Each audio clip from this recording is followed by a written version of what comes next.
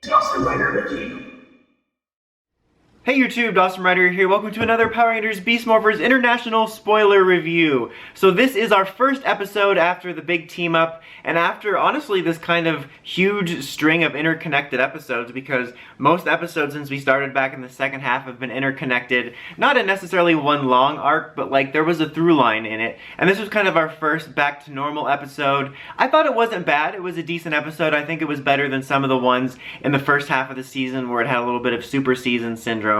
So it was a Nate-focused episode that revolved around us trying to figure out why he's always wearing this knockoff Hogwarts sweater. But his parents are coming to visit town, his do-gooder parents, which we set up earlier. And that is one thing I liked about this episode, is that it was something that was established earlier in the Chaku episode, so there was a bit of connectivity there. They also make sure to have a line in there mentioning Zoe's brother, so it doesn't come out of left field when he appears in a few episodes. At least not completely out of left field. But he's greeting them, and there's kind of a funny moment when Steel's there. He's like, "You're my parents too, because we share the same DNA." And he starts asking about doing all these parent things with him, which I thought was kind of funny. And then there is a comedic bit through this. Ben and Betty return after being absent from the crossover, which was kind of nice because I'm glad they didn't stomp over anything. But I wanted to talk about them real quick this week because I think there was some actually kind of funny stuff. Like, their bit was that they brought the luggage from Riptide all the way to the hotel, but they didn't secure it, so it all fell off, which is kind of a, you know, it's been done before, but it wasn't that bad of a gag. I think I'm more upset at the parents for like, why would you bring all your luggage to a gym? Nate, why are you meeting them at the gym? Why aren't you meeting at the hotel? Everybody in this scene is an idiot. There was a funny bit later on when they talked about the luggage where he's like, yours took hours to find. And I thought there was like honestly a bit of funniness there based on the bit that they did, and I thought it was also kind of a good showcase of their sort of comedic acting and delivery. And then of course they had to spoil it by doing physical gag. But that was like a good example of those actors having like comedic talent in their delivery. And I wish that they would let that shine more and do different styles of humor other than just, oh look, we got some laundry in our face or something. But I wanted to highlight that because I think it was a case showing that Ben and Betty actually can be kind of entertaining, and it wasn't that bad of a bit. Nate's parents are offering him the chance to move with him to Costa Rica because they basically move around and do a bunch of peace conferences. They're secretly the Omega Rangers, and Nate feels kind of like abandoned by them, but they're like, actually, we're gonna move to Costa Rica, so you should join us. And the other Rangers encourage him to do so and say, like, you know, we'll be fine here without you, we can do all the other duties. Megan can finally take your job.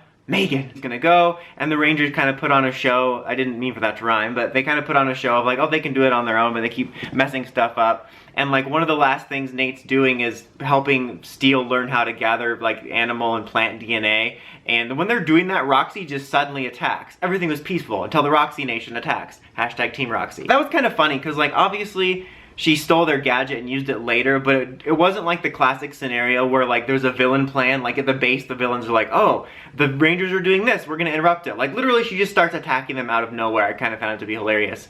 But she steals the DNA scanner and uses it to help create the monster of the week, but also to power herself up with this sort of flower form. It was funny because for a second I was wondering if they're actually gonna do it, because she's like, oh, I'm gonna give myself a power up. And you know, all last season they kept teeing up like, oh, Blaze and Roxy are gonna get power-ups, and then they never did, so I was surprised that they actually ended up doing it. But so she got a power-up, and Nate's leaving, and the Rangers are kind of SOL because Zoe accidentally screwed up the transporting system, and so they can't get their morphers. And when Nate's loading up the luggage, he overhears it on the comms, and he goes to help. And this is what's funny, is Nate's like, oh man, I gotta help. So he calls Cruz to get all the gear and morphers ready, drives all the way to Grid Battle Force, and then runs all the way to Grid Battle Force, and then drives all the way to the Rangers. Wouldn't it have made more sense to say, hey Cruz, the Rangers need gear. Cruz could have brought them the gear themselves, or they could have had anybody from Grid Battle Force bring it. I feel like Nate doing that just wasted more time. Like, I get the point is that if Nate was there, you know, working on the systems, they wouldn't have broken down, but literally anybody else but Nate would have been better to do that because it would have gotten the Rangers gear quicker.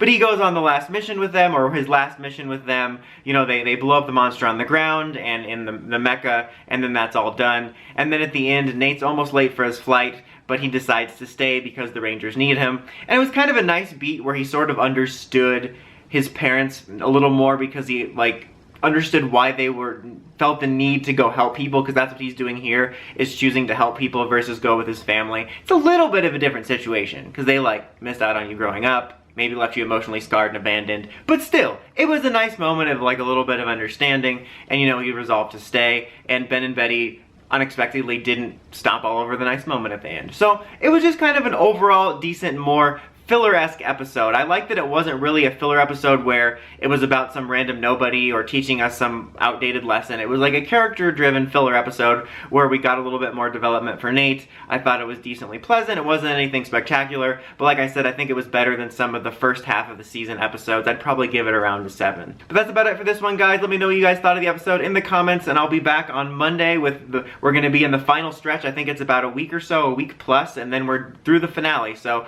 they're like the opposite of us here. They air episodes every day of the week and then not on the weekends. So next Monday, the Beast Morphers reviews will return. Until next time, like, comment, subscribe, and climb the steps and ring that bell to get notifications for my videos. Dawson Ryder, signing out.